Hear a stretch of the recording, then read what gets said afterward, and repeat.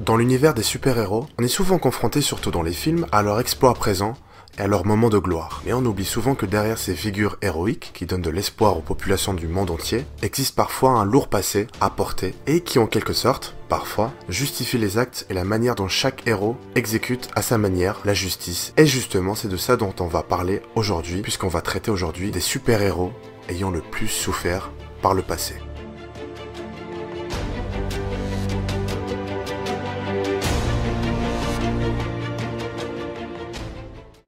Batman. Ayant perdu ses parents à un jeune âge, il a perdu ses seules figures importantes à ses yeux. Il a perdu son monde et n'a donc grandi avec aucun repère familial. Alors oui, vous allez me dire, il y avait Alfred avec lui, mais ça n'en remplacera jamais la vraie parentalité, je sais pas si ça se dit, dont un enfant a besoin.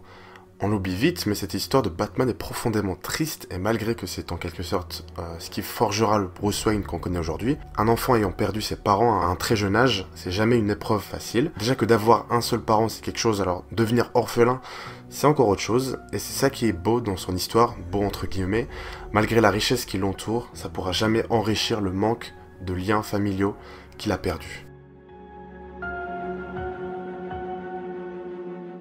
Superman. Lui, il y a un stade encore plus au-dessus, je trouve. Non seulement il a perdu ses parents, mais n'a plus d'ancêtres du tout. Alors oui, il a retrouvé une famille, certes, avec laquelle il a grandi et tout appris. Et certes, il n'a même pas connu la destruction de sa planète d'origine, Krypton.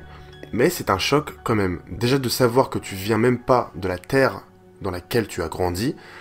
Tu n'as même pas de famille biologique en soi. Plus ta planète d'origine, plus rien. Grandir avec ça en sachant que tu es doté de capacités qui te font d'abord passer presque pour un démon durant ton enfance aux yeux des autres, ça c'est dur à porter pour un enfant je trouve. La différence est toujours dure à vivre pour un gosse, alors imagine avec tout le background de Superman en plus. Le Punisher. Frank Castle possède des origines bien tristes lui aussi.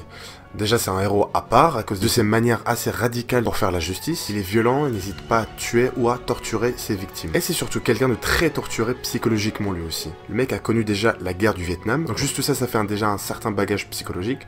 Donc niveau psychologique c'est déjà pas mal. En plus de ça il a connu le suicide de sa première femme après s'être faite violer par un mafieux.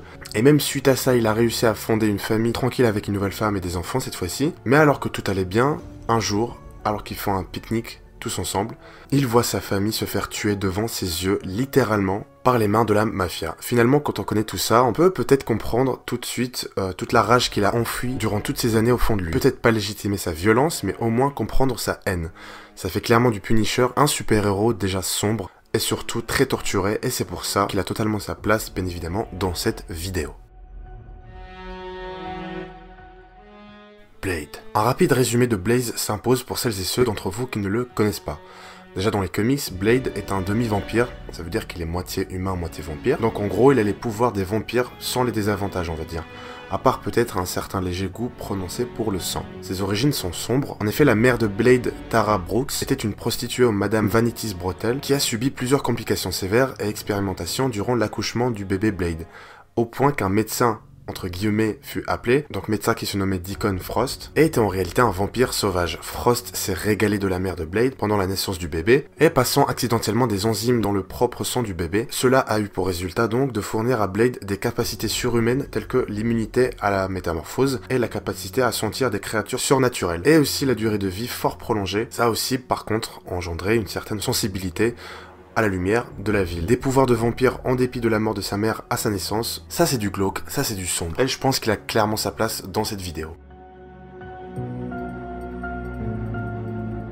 Jason Todd. Bon alors, Jason Todd vit déjà dans l'univers de Batman, à Gotham. Déjà, il marque des points de poisse sur ce point-là, c'est-à-dire son lieu de vie. Ensuite, le bougre est issu de l'union entre un père criminel, et d'ailleurs qui continue le restant de ses jours en prison, et d'une mère addictive à la drogue. Pour aider sa mère, il vole alors des trucs un peu partout dans la ville, et notamment des voitures ou des pièces de voitures de manière banale. Et un jour, il a eu la merveilleuse, que dis-je, l'excellente idée de voler les roues de la Batmobile. Sauf que c'est sans compter l'arrivée évidente du Batman, qui décide, contre toute attente, de porter une attention particulière à ce petit garçon, donc Jason Todd, et il le prend alors en charge et décide de l'entraîner et même de lui donner un nom qui le rendra connu dans toute la ville, dans la lutte contre les criminels, et ce surnom n'est nul autre que Robin. Plus tard, il découvre qu'en fait sa mère n'est pas vraiment sa vraie mère. En faisant des recherches, il découvre et trouve sa mère biologique, et il découvre surtout qu'elle l'a mené directement au Joker, qui d'ailleurs l'extorquait à l'époque. En essayant de la sauver, Jason Todd finit tué par le Joker à de multiples coups à l'aide d'une barre en fer et le laisse mort dans une explosion. Ouais, je vous l'avais dit qu'il cochait déjà des cases de poids étant dans la ville de Gotham, et là encore plus. Et Gotham, ça rigole pas.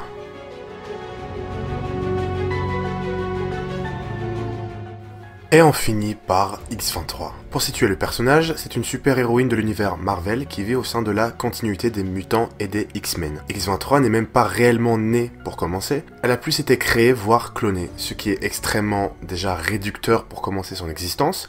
Elle a été clonée à partir d'un chromosome de Wolverine, elle a donc hérité de son patrimoine génétique, et donc de ses pouvoirs. Ces gènes auraient été prélevés durant le projet Arme X, duquel Logan a eu son fameux adamantium. En tant qu'enfant, elle a donc été, entre guillemets, élevée par le docteur Sarah Kinney. Elle a été torturée de manière cruelle et inhabituelle, même pour une torture, comme se faire greffer du métal sur ses griffes sans anesthésion par exemple. Elle a été formée à l'origine pour être une tueuse impitoyable. Elle n'a donc même pas été élevée réellement, car toute affection fut enlevée envers elle afin de stériliser en quelque sorte ses émotions. Elle était vue comme une arme, un objet servant avant tout l'intérêt de l'être humain avant même d'en être un. L'équipe derrière sa création était tellement sadique qu'ils avaient mis également en place des déclencheurs pour stimuler sa rage, mais un jour ça a forcément mal tourné, ou bien tourné, ça dépend du point de vue, puisque sa rage fut accidentellement déclenchée et elle a fini par tuer sa mère, entre guillemets sa mère encore une fois, dans un excès de colère non contrôlé. Mais rien d'étonnant au final, quand on sait que l'enfant a été entraîné dès son plus jeune âge en meurtre et au combat, et avec comme seule émotion la rage et la colère. Grandir avec ça et n'ayant ni repères, ni parents, ni affection, ni aide, ni estime, ni reconnaissance en tant qu'être vivant, ni compassion, rien, le néant, ça laisse forcément des traces. Et ce n'est que plus tard, donc après avoir fait la connaissance de Wolverine, qu'elle rencontra enfin le chemin de la lumière, on va dire. Ouais, paye ton enfance traumatisante. Je pense qu'on peut dire que c'est littéralement le passé le plus traumatisant de la liste, haut la main. Donc X-23 au top.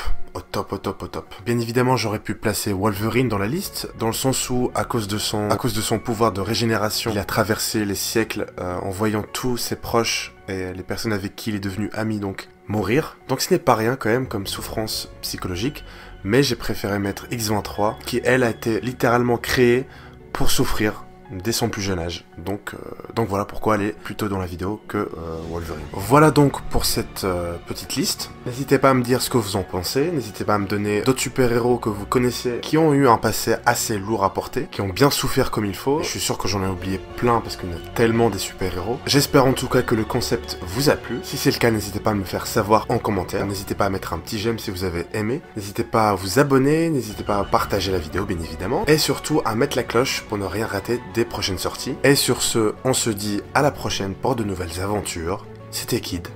Peace.